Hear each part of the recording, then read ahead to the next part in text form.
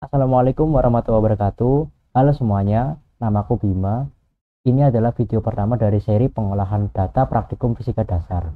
Di video ini kita akan belajar bagaimana cara menggunakan Microsoft Excel untuk mengolah atau menghitung data praktikum fisika dasar, khususnya untuk kode M4 dengan judul gerak jatuh bebas. Oke, langsung saja ya kita mulai untuk pengolahan datanya. Biasanya yang pertama-tama aku lakukan adalah memasukkan data praktikumnya ya. Data praktikumnya ini didapatkan setelah praktikum ya datanya. Di sini ada H.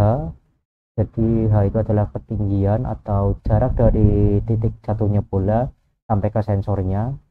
Ini ada 7 variasi ya, ada 7 variasi jarak, dan setiap jarak itu dia diulang percobaannya sebanyak 5 kali. Jadi ini adalah waktu, harusnya satuannya sekon ya, kemudian ini adalah satuannya itu meter ya.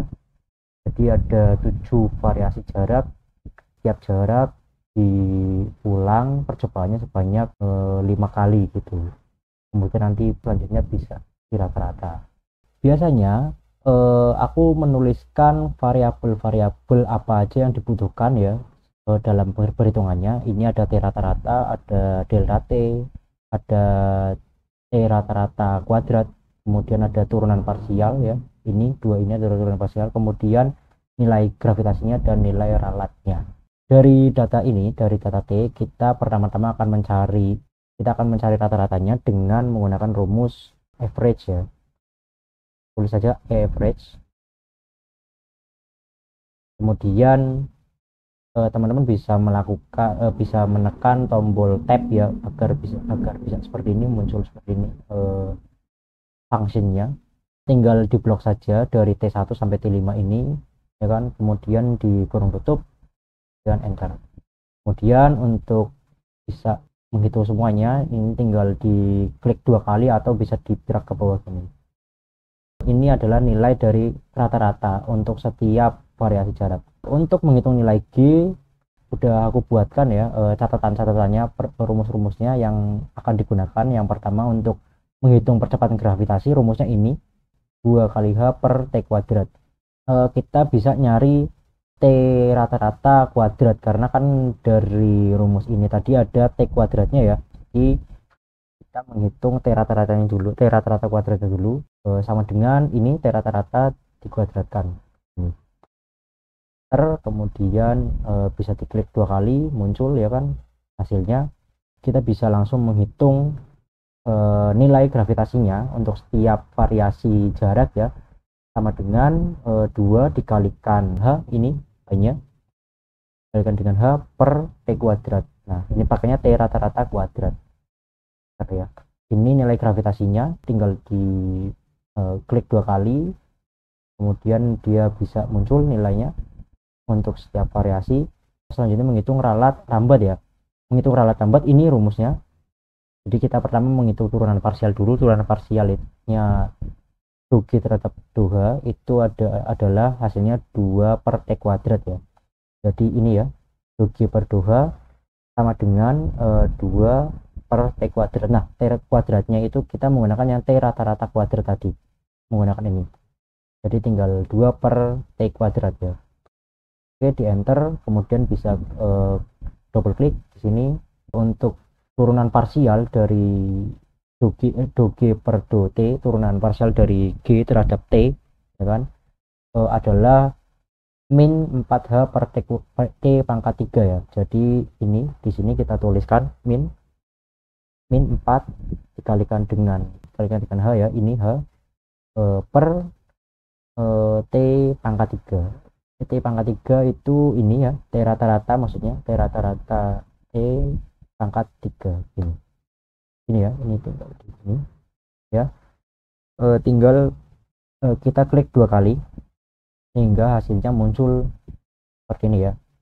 Kita lihat lagi rumusnya ya. Untuk menghitung nilai ralat rambat dari nilai gravitasi adalah akar dari do G per do H dikalikan delta H kuadrat ya, kemudian ditambah dengan do G per do T kali delta T kuadrat, dengan nilai delta H nya atau nilai ralat H nya adalah setengah dari skala terkecil alat ukur, yaitu 0,0005 meter ya ini. Kemudian untuk delta T nya adalah ini namanya standar deviasi rata-rata.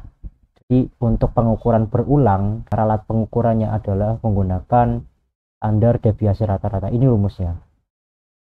Balik lagi ke Excel-nya ya. Untuk kita pertama harus menghitung delta T dulu. Jadi standar deviasi rata-rata itu standar deviasi dibagi dengan akar dari N.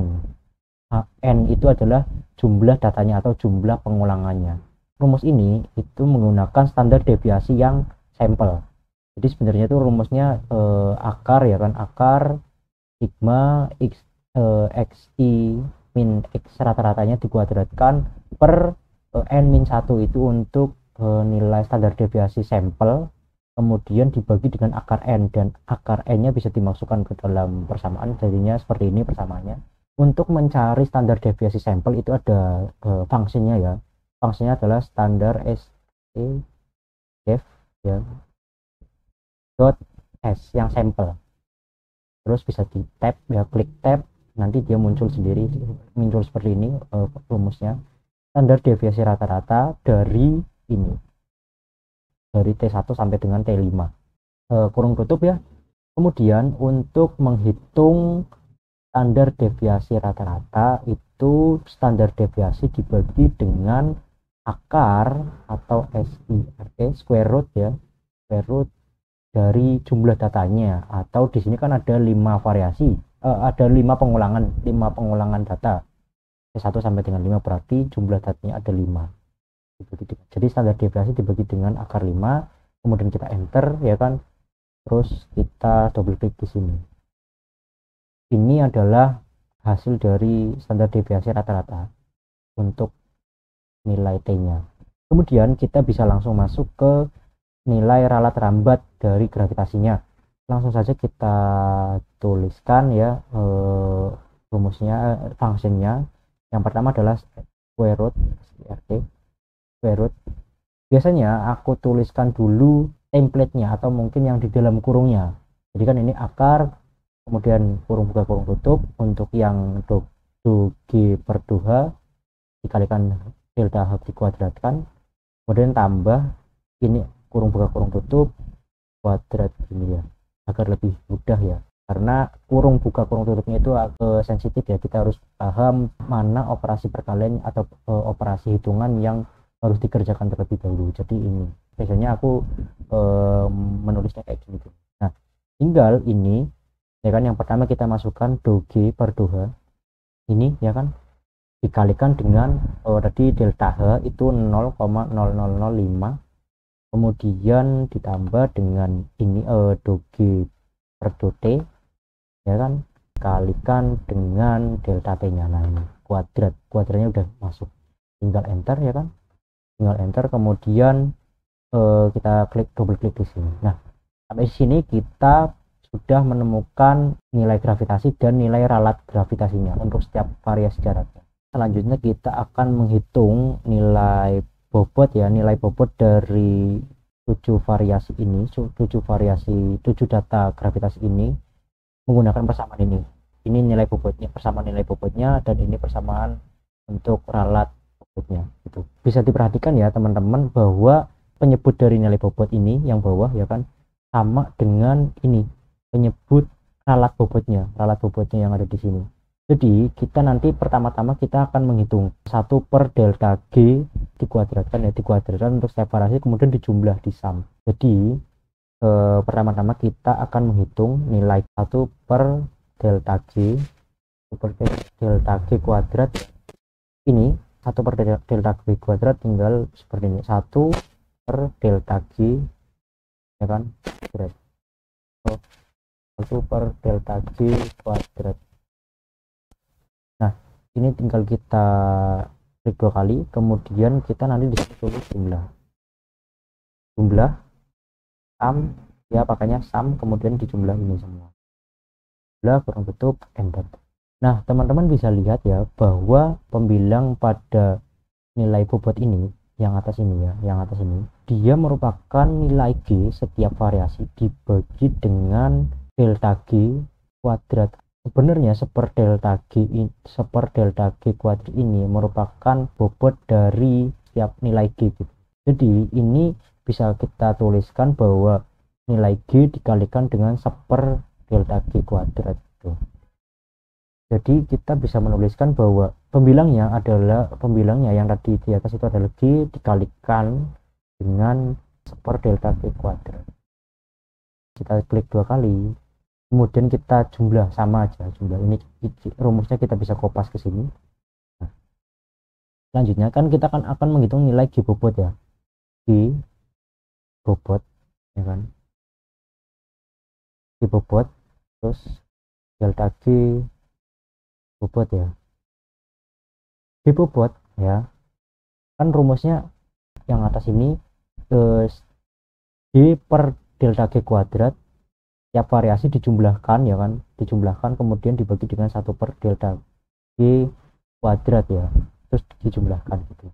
Nah ini kan kita udah penjumlahan, ini dia G kali dengan G per delta G kuadrat, kemudian dijumlah ya kan, kemudian ini 1 per delta G kuadrat, kemudian dijumlah. Nah ini merupakan pembilangnya, jumlah dari ini merupakan penyebutnya. Nah hasilnya ini ya, ini nilai bobot dari G nya, ralat bobotnya adalah akar ya kan, SQRT square root akar dari 1 per jumlah dari namanya pembilangnya tadi ya, jumlah dari super delta G kuadrat. Kemudian kita enter. Nah inilah hasil dari nilai G bobotnya, atau nilai bobot dan ralat bobot ya kan, ini nilai bobot dan ralat bobotnya. Kemudian kita bisa sesuaikan komanya ya, kita pakai 3 angka jadi belakang koma gini. Kemudian untuk menghitung nilai gravitasi berdasarkan grafik slope ya, kita menggunakan persamaan regresi ya. Persamaan gravitasi ini sama dengan 2H per T kuadrat, kita modifikasi agar menjadi H sama dengan setengah GT kuadrat ya. Kita lihat ya, bahwa H itu adalah analog dengan Y, M itu analog dengan setengah GT, kemudian X adalah analog dengan T kuadrat, dan ini tanpa C ya, jadi tanpa perpotongan, jadi perpotongan di sumbu Y nya adalah 0, di 0,0 gitu. Kemudian dari persamaan ini kita tahu bahwa nilai M adalah setengah G, kemudian G nilai gravitasi adalah 2 kali M adalah nilai slope-nya atau nilai kemiringannya atau nilai gradiennya gitu. Jadi kita bisa mendapatkan bahwa nilai G dari slope, dari grafik slope adalah 2 dikali dengan gradien, sedangkan nilai delta G nya adalah 2 dikalikan dengan delta M. Nah untuk perhitungannya kita akan menggunakan suatu function yang namanya functionnya itu adalah Linus ya, Linus.